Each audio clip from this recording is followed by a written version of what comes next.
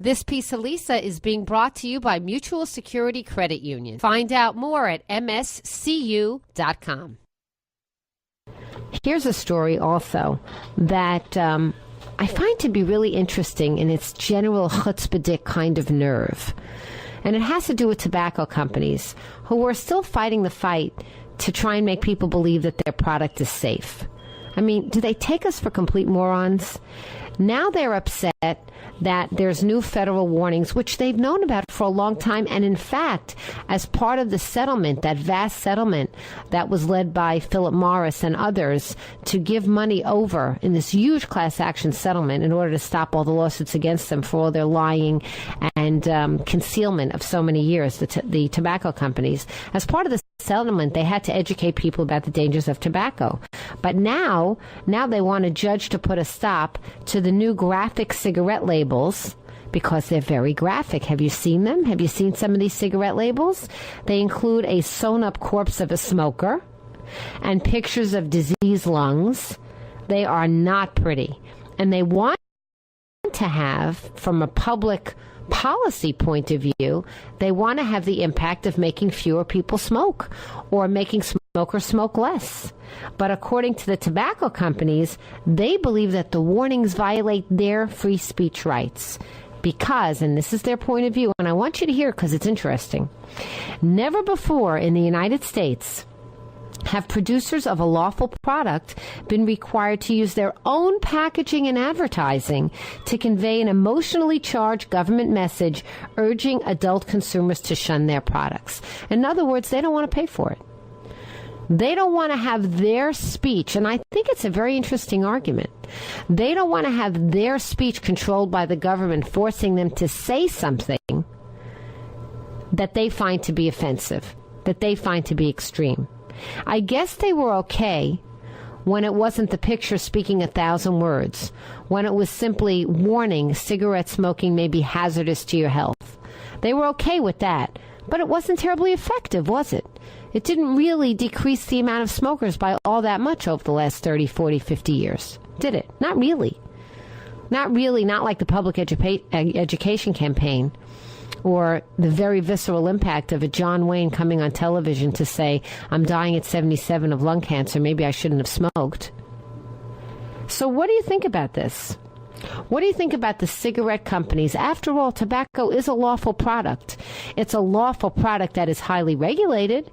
It's a lawful product that you can't use in public in most places anymore, but it is still lawful. It is still legal.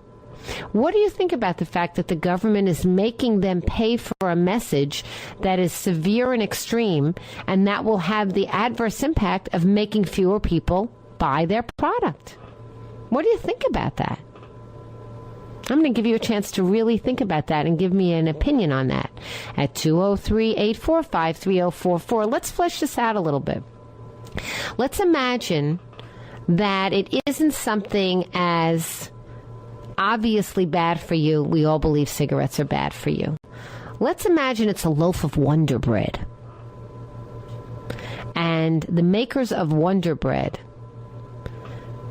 are having to put something on their package that says, warning, too many loaves of Wonder Bread can cause you to have premature diabetes, obesity, heart disease, cholesterol damage, and die an early death at 62. And here's a picture of a gross fat person, just to show you what too many loaves of Wonder Bread can do for you. Is it really that illogical in the extreme? I mean, let's think about this. I don't think it's that illogical. Let's talk about a bottle of scotch, even better example. Let's talk about a bottle of scotch. Let's put a picture of a liver infected with cirrhosis on every Johnny Black Walker label. Whatever, I don't know if that's scotch or whiskey. Somebody has to tell me. What's Black Walker? Is it Black Walker? Johnny Walker. What's Black Label, right? Johnny Walker Black. So isn't that a scotch or whiskey or something? Black Label's beer? Johnny Walker's whiskey. Okay, I know nothing. I really know nothing. But let's just say alcohol in general. Vodka, or as they say in other places, watka. Let's talk about some watka. If we put a picture of a liver on it that had cirrhosis of the liver, it would be a pretty ugly thing, trust me. Or we put a picture of somebody with a lot of broken capillaries in their nose. Or somebody just drunk down, falling down on the ground. Or a video, like a little video clip of somebody with the DTs. And we made Seagrams put that message on the bottle of liquor before they could sell it. In fact, why don't we? Why are we just picking on the poor tobacco companies? You know that alcohol does a lot more damage to society than smoking. You know that, right? I mean, smokers, forget about secondhand smoke. The truth is that smokers mostly hurt themselves. It's bad. But as the doctor told my father when he had a diagnosis of lung cancer, and he had stopped smoking 50 years ago, and it was not your smoker's type of lung cancer, but as the wonderful doctor said to me, you know, Lisa, the majority of smokers never do develop lung cancer, even though a disproportionate amount of people with lung cancer have smoked. But a majority of smokers never do develop lung cancer. So there you go. But I will tell you, a majority of people that do a lot of alcohol definitely develop alcoholic problems to their body. You really can't get away with alcohol. You really can't. So let's talk about that. Why don't we insist that the companies that make beer and hard liquor put these kind of warning labels on? Is it because they have already paid the lobbyists so much money that it's unthinkable? Or is it because maybe it does interfere with their free speech? Maybe it does interfere with their free speech. Maybe the smoking people have a point. I'll tell you the truth, I can argue it either way. But the more I think about it, I think they have a point, but I think they're going to lose because they've already made a bargain in terms of settlement. Is the government going too far in terms of controlling the speech of corporations?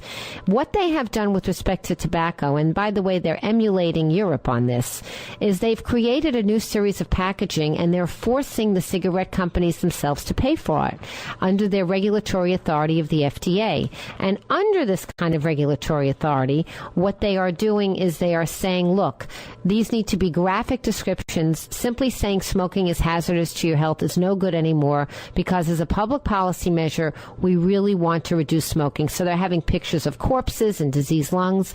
So my question is, couldn't they force the same on the makers of Wonder Bread or Seagrams or beer or liquor for sure, worse than smoking in so many ways?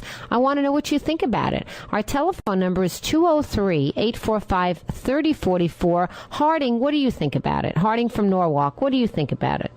Well, first of all, they've had warnings on cigarette packages now for 50 years, and that's 3 generations. And if the people still want to smoke and die from it, that's what I call freedom of choice. Yeah, me too.